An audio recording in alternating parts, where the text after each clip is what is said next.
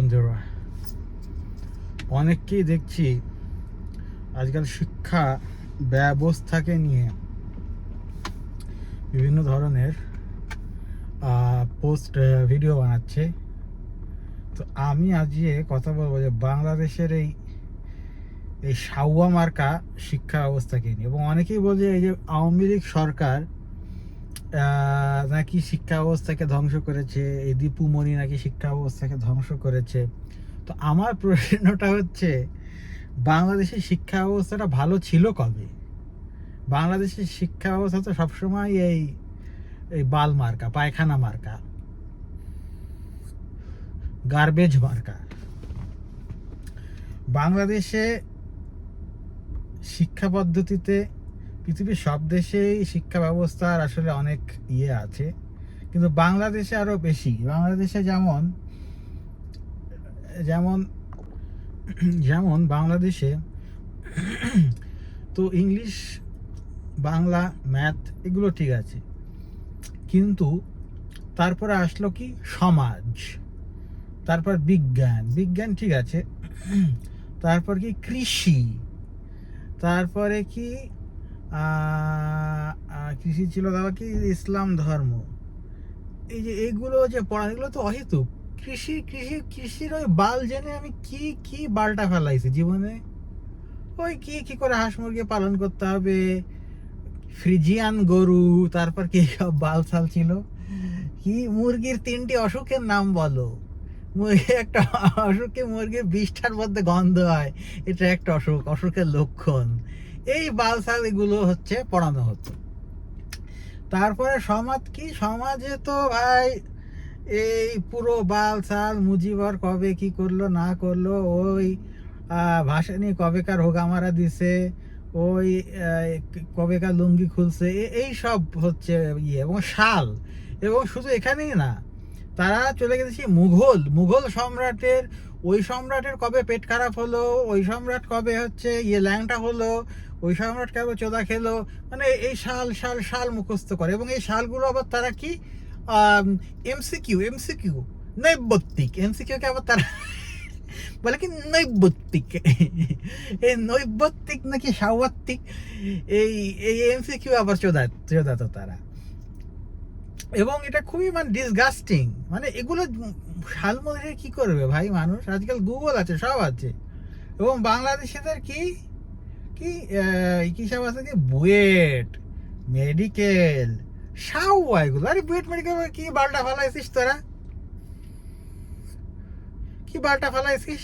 আবার কলেজের মধ্যে আছে কি নটর ডেম, ভাই ওই ডোমরা পড়ে ডেম, কি ডেম। আরে ভাই নটর ডেম কি কি বাড়লা ফালাইছিস তোরা, কোনোটাই ফেলতে পারিস না। কিন্তু সেই সময় এইসব জায়গায় যারা পড়তো তাদের কি ভাব, তারা বিলিয়নিয়ার হয়ে গেছে।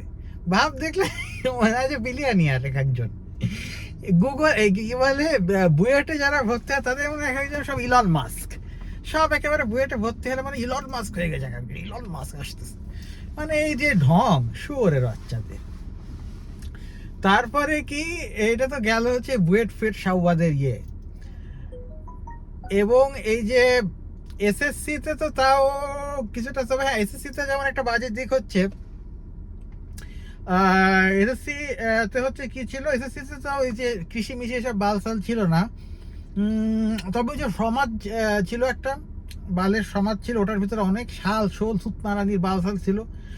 এই গেল একটা। তারপরে কি বাংলা প্রথম পত্র, বাংলা প্রথম পত্র না সাউয়ার প্রথম পত্র, এটার ভিতরে কি ওই যতগুলো কবিতা, সবচেয়ে মজার ব্যাপার হচ্ছে যতগুলো কবিতা আছে এটার 70% হচ্ছে মুক্তিযুদ্ধের ওপরে। এবং একটা কবিতার সারমর্ম পড়লে অন্য সব কবিতাগুলো কি বলছে ওটা আর কি করা যায়, ঠিক আছে, এটা আর কি করা যায়। সব মুক্তিযুদ্ধ মুক্তিযুদ্ধ মুক্তিযুদ্ধ ভাষা আন্দোলন, মুক্তিযুদ্ধ ভাষা আন্দোলন। ওই রফিক বরকত এই এদের কবে করলো, গুলি মারলো, সেই 1952 সালে গুলি মারছে, এখন পর্যন্ত করতাম। এটা জীবনে কোন কাজে আসছে? হ্যাঁ, বললেই হয় একটা জায়গায় যে 52 সালে এরকম ভাষা আন্দোলন হয়েছিল, দ্যাটস ইট। এত কবিতা লেখার কি দরকার? আর লিখছে তো লিখছে, এগুলোকে পড়ানোর কি দরকার? এগুলো পড়ায় কিছু আছে? এগুলো বালের মধ্যে এগুলো শেখার কিছু আছে নাকি? ফালতু জিনিস। তারপরে কি, তারপরে শালারা কি চোদালো, সৃজনশীল, সৃজনশীল চুদতে হবে। তো প্রথমে তারা বললো কি ম্যাথ ও সৃজনশীল পদ্ধতিতে হবে। তারপরে বললো যে না, শুধুমাত্র এই গণিত, তারা বলবে গণিত, গণিতটা হবে নর্মাল, আর বাদ বাকি গুলো হবে সৃজনশীল। সৃজনশীল কি? উদ্দীপক। উদ্দীপক শোধাতো। এই উদ্দীপকে এই হয়েছে ওই হয়েছে, উদ্দীপকে ও হচ্ছে হোগা মারা দিছে, ওরে হোগা মারা দিছে। এই কবিতার আলোকে কি, এই কবিতার আলোকে ওই কবি সুরের বাচ্চা শাহুয়া মারানির পোলা কি বলেছে লেখো, তারপর কি তোমার নিজের মতামত দাও। ঠিক আছে, এই উদ্দীপকের সাথে ওই শাহুয়ার কবিতার মিল বলো। ঠিক আছে, এগুলো হচ্ছে ছিল হচ্ছে, এগুলো একটা পড়াশোনা হলো নাকি? ফালতু বালসাল। এবং সেখানে কি, এবং আরেকটা জিনিস যেটা খুবই দুঃখজনক, সেটা হচ্ছে সেটা হচ্ছে যে এটা আবার পৃষ্ঠা গুনে গুনে তাদেরকে লিখতে হবে।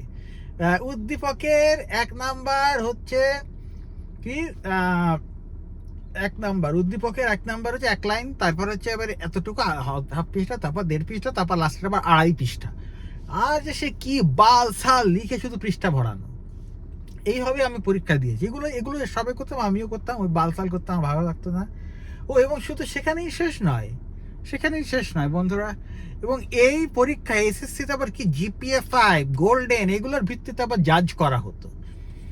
যারা গোল্ডেন পাইছে তারা মনে হচ্ছে একেবারে বিলিয়নিয়ার হয়ে গেছে। ভাবটা কি, মানে কি বালটা ফেলাইছিস তোরা গোল্ডেন পেয়ে, আমার সোনা আমার সাওয়া ফেলাইছিস তোরা, ফাক ইউ ম্যান। ঠিক আছে, তারপর হচ্ছে, এবং আমি কিন্তু ওই সাওয়ার কোনো পরীক্ষাতে এইসব জিপিএ ফিপিএ পাই না, এবং আমি এগুলো চুদি না। ওকে, আমি এগুলো চুদি না।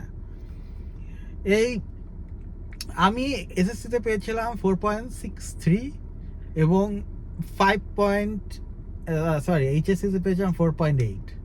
আরে ভাই 4.8-এরও যেই শুয়োরের বাচ্চা যেই কাম করে, আমি যাচ্ছে আমিও সেরকমই কাজ করি। ইটস ওকে, মানে ও যারা এগুলো পাইছে তারাও জীবনে এমন কোনো বড় বাল ফেলতে পারেনি। ঠিক আছে, এমন কোনো বড় বাল ফেলতে পারেনি। আরে ভাই বাল ফেলা এত সোজা নাকি লাইফে?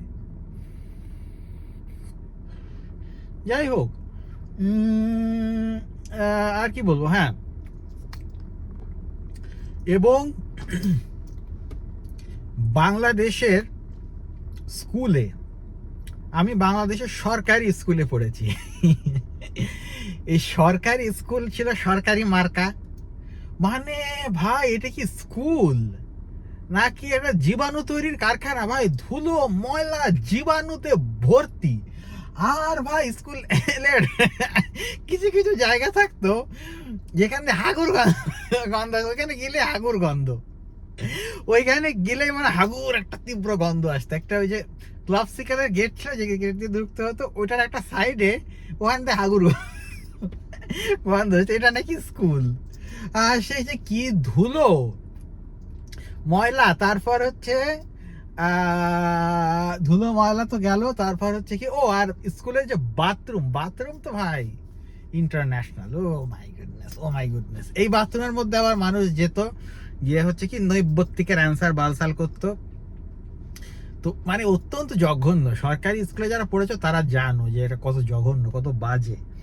এবং ওই স্কুলে আবার কি করতো, টিফিন দেওয়া হতো, এবং এই টিফিনগুলো নিয়ে ওই নোংরা বেঞ্চের উপরে রাখা হতো, এবং সবাই আবার ওটাই খেত।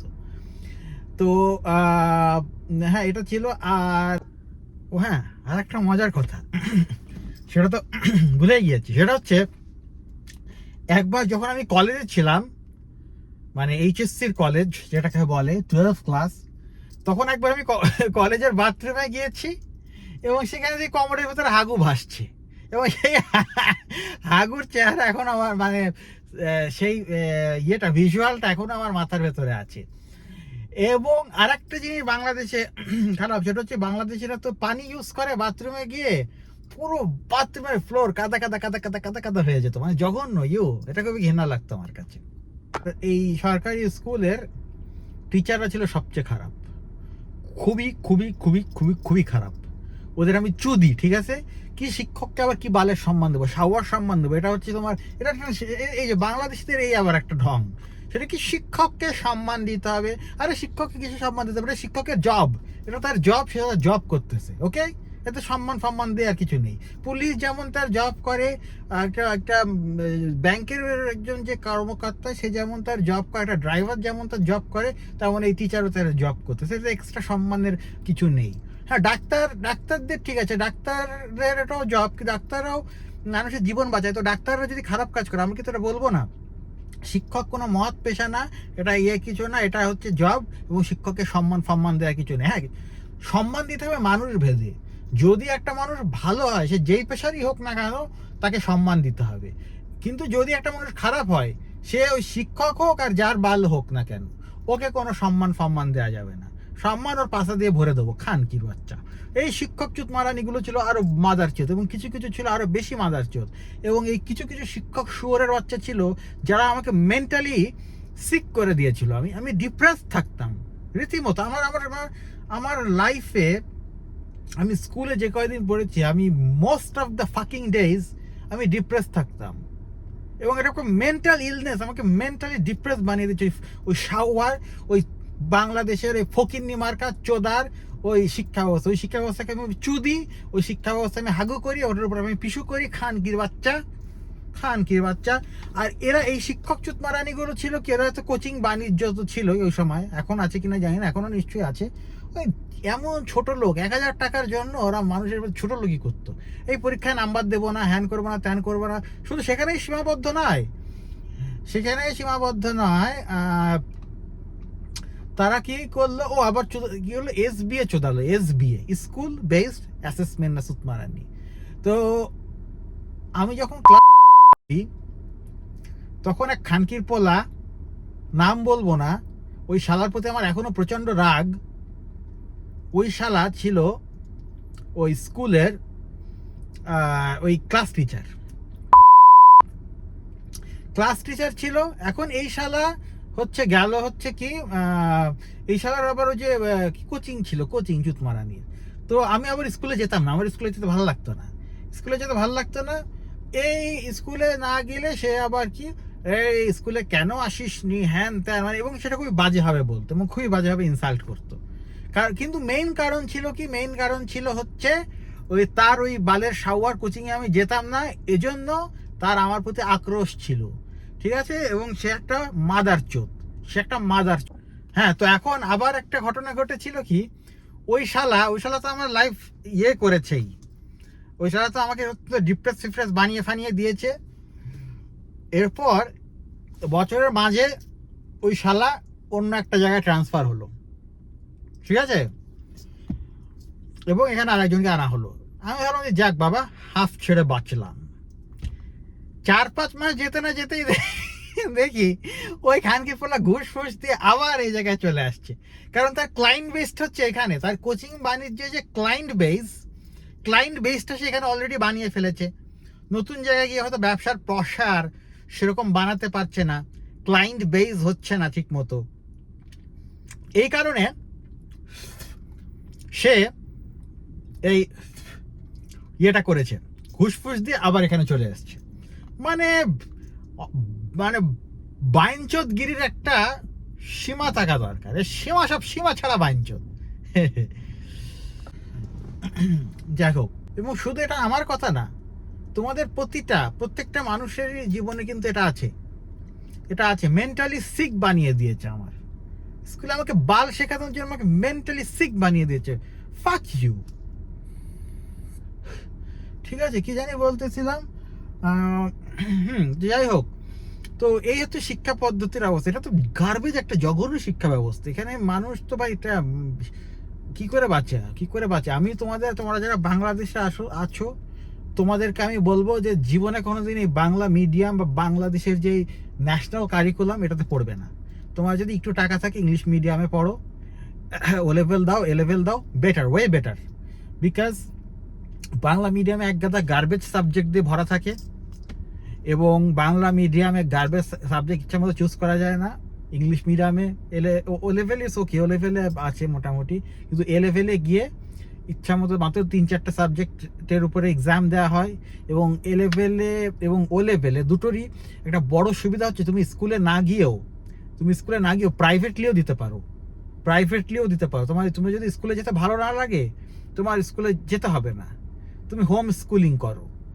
আমি যদি আমার যদি আমি যদি এ লেভেল দিতাম, তাহলে আমি জীবনেও স্কুলে যেতাম না। স্কুল একটা জঘন্য জিনিস, এবং বিশেষ করে আমার ওই স্কুল আমার একেবারে জঘন্য রাখতো। আমার ছোটকালটাকে পুরো শেষ করে দিছে। ট্রমাটাইজড করে দিয়েছে আমার মাদার চোদ শুয়োরের বাচ্চা। বাংলাদেশের প্রতি আমার যে রাগ, যে ক্ষোভ, সেই ক্ষোভের একটা প্রধান কারণ হচ্ছে শিক্ষা ব্যবস্থা। বালের শিক্ষা ব্যবস্থা। আমার বাল শেখাও তোমরা, না বাল শেখাও। ওই বাল শিখে আমি আমার জীবনে কিচ্ছু করতে পারিনি। মানে আমি আমার জীবনে যা শিখেছি সেটার জন্য ওই বালের কোনো দরকার ছিল। আমি আমার জীবনে যা শিখেছি আমি ইউটিউব থেকে, অনলাইন থেকে নিজেই শিখেছি। হ্যাঁ, ওটা তো মানে ডিগ্রি সার্টিফিকেট, মুখস্থ ফিজিক্সের বেসিক্স ওগুলো তো আছে, ওগুলো ডিফারেন্ট, বাট এটার জন্য ইটস নট ওয়ার্থ ইট। তোমরা ইংলিশ মিডিয়ামে যাও, ওখানে ইচ্ছা মতো সাবজেক্ট নিতে পারবে, এবং এত উল্টো পাল্টা সাবজেক্ট পড়তে হবে না। এবং তোমরা যদি স্কুল ভালো না লাগে স্কুলে যাবে না, স্কুলে না গিয়ে বাসায় নিজে পড়ে, যেভাবে হোক পড়ে নিজে পরীক্ষা দেবে। এবং আরও ফ্লেক্সিবিলিটি আছে যে তুমি চাইলে হচ্ছে, যেমন এই এইচএসসিতে কিন্তু সব এক্সাম একসাথে দিতে হয়। এ লেভেলে কিন্তু এরকম না। এ লেভেলে তুমি প্রথম বছর একটা এক্সাম দিলে, পরের বছর দুটো দিলে, বা যেটা তোমার কঠিন লাগে ওটা পরের বছর দিলে, ঠিক আছে? একবার দিলে একবারই ঝামেলা শেষ, ঠিক আছে? একবারই তুমি ক্লিয়ার করে ফেললে, তো হুইচ ইজ গুড অ্যাকচুয়ালি, আমি মনে করি। এবং তোমাদের এটাই করা উচিত বন্ধুরা। তোমরা যদি মেন্টালি বাংলাদেশের থেকে যদি তোমরা মেন্টালি একটু মানে মানুষ হিসাবে থাকতে চাও, তোমরা ইংলিশ মিডিয়ামের ছেলেমেয়েরা কিন্তু ক্রিয়েটিভ হয় বেশি। এর কারণ কি? এর কারণ হচ্ছে ওরা চিন্তা করার ইয়ে পায়। বাংলা মিডিয়ামে যারা হয় ওরা গর্ধপ। বাংলা মিডিয়ামে যারা পড়ে ওরা জীবনে ক্রিয়েটিভিটি কিছু পারে না। ওরা ওই এক গাদা বালসাল মুখস্থ করে। ওদের জীবনের টার্গেট ওই বুয়েট চুয়েট বালসাল, ওই বালে ভর্তি হয়ে ওরা বাল করে। এগুলো এমন কোনো ভালো ইউনিভার্সিটি না যে ভর্তি হওয়ার জন্য কান্নাকাটি করতে হবে। ওই বুয়েটে পড়লেও যা, এআইবিতে পড়লেও তাই, ওই এনএসইউতে পড়লেও তাই, খুব বেশি বিগ ডিফারেন্স নেই। আর অন্যান্য সরকারিগুলো তো বললামই না, এগুলোর মধ্যে কোনো বিগ ডিফারেন্স নাই। ইফ ইউ হ্যাভ মানি বিদেশে গিয়ে পড়ো, আর যদি না থাকে তাহলে ইয়েতে গিয়ে পড়ো, বাংলাদেশের প্রাইভেটে পড়ো, যেখানেই পড়ো না কেন ওই বুয়েট ফেটে পড়তে হবে না। আর এই সব চুদি না, ওকে? এডুকেশন সিস্টেম চুদি না। এবং এডুকেশন সিস্টেম নিয়ে যারা এইসব জিপিএ 5 টিপিএ 5কে নিয়ে যারা এটাকে খুব মানে সম্মানের কিছু ভাবে, ওটাকে আমি চুদি না, ওকে? ফাক ইউ বাংলাদেশের system, okay? Fuck you Bangladesh system. Good bye বন্ধুরা।